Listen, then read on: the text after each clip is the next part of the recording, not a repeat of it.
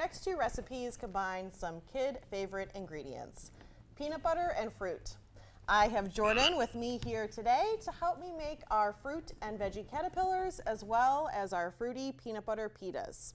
So Jordan, if you had to choose between a peanut butter and banana sandwich or ants on a log, which one would you choose? Ants on a log. Perfect, because that's the first recipe we're going to start with, a version of ants on the log. However, our recipe, we're going to have a sweet and savory option. So we're going to do fruits as well as veggies.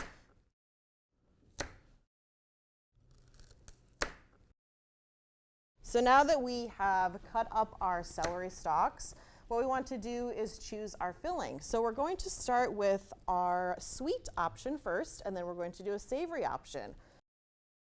So for the sweet option, what we're going to do is we're going to fill some of these with peanut butter, and then we're going to stick some of the fruit on top. If you have any sort of peanut allergy or anything like that, of course you can substitute it for a different type of nut butter. It's really up to you. Now that Jordan has helped me make, part of the caterpillar, what we're going to do is we are going to add the fruit on top. So we have some green grapes, red grapes, and then some blueberries. So when you are using the grapes, you'll want to cut them in half so that they lay nice and flat on top of the celery stick here. So we'll take our celery stalks and we'll start laying our grapes right on top like this. So you want to start doing that with yours. And you just want to kind of do as many as you can fit.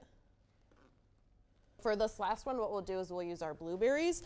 And since blueberries are nice and small already, this is the easiest. You don't have to cut any of them in half. So I'll have you help me put some of the blueberries on here. So we are getting to almost the final stages of our caterpillars, but before we fully assemble our sweet version of our caterpillars, we want to make and assemble some of the savory version.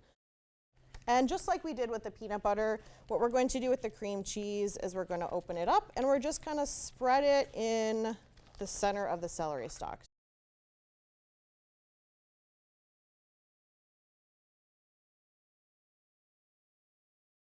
And now that we have the base of our caterpillar done for our savory caterpillars, now we're going to cut our small cherry tomatoes just like we did with the grapes.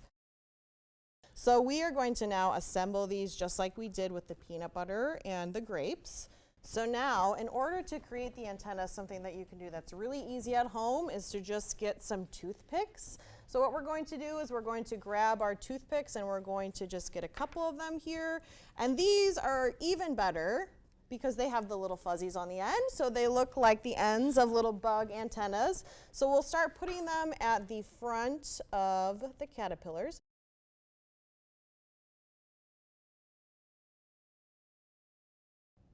So now that we have all of our antennas in our caterpillars, the last thing we need to do is make sure they can see where they're going. So we need to add some eyeballs.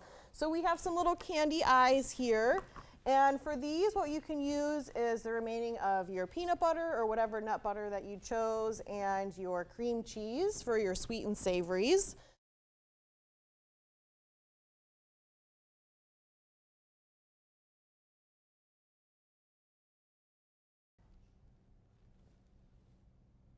Nice job. They're starting to look like caterpillars, don't you think? Yeah.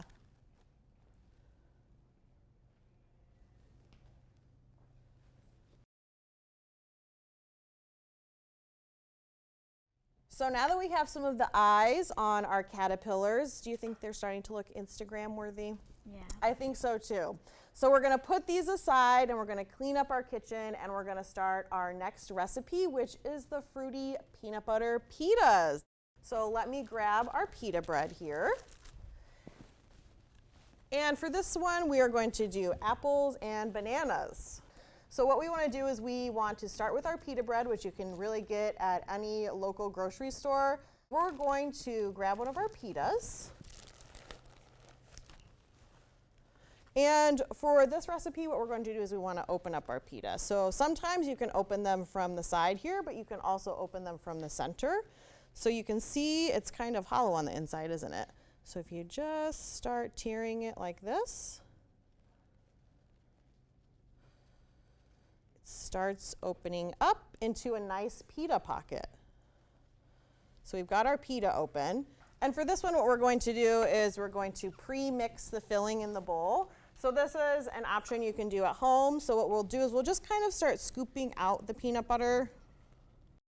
So we have some ground nutmeg and some cinnamon. So I'll have you just kind of measure with your heart and just sprinkle it over top of the peanut butter here. Now, do you want to mix that together for me? That looks good. Perfect. So we'll open up our banana here, get it peeled. And then I'm going to have you, just like we did with the apple, I'm going to have you help me cut up the banana into small little bites. And I'll watch my fingers and I'll have you do one more cut for me. Perfect. Since you so lovingly mixed this up for me, I'm going to have you fill up the pita with it. That looks good. Okay, and just like with the apple slices, I'll have you start filling this up for us here. All right, you want to get this last little one? Perfect. So I think we did a really good job with our pita, but let's grab our other snacks that we've made and admire our work. How about that? So as you can see, we have some amazing snacks. I think that would be a hit at anyone's picnic, especially the caterpillars. I think that would be the main topic of conversation.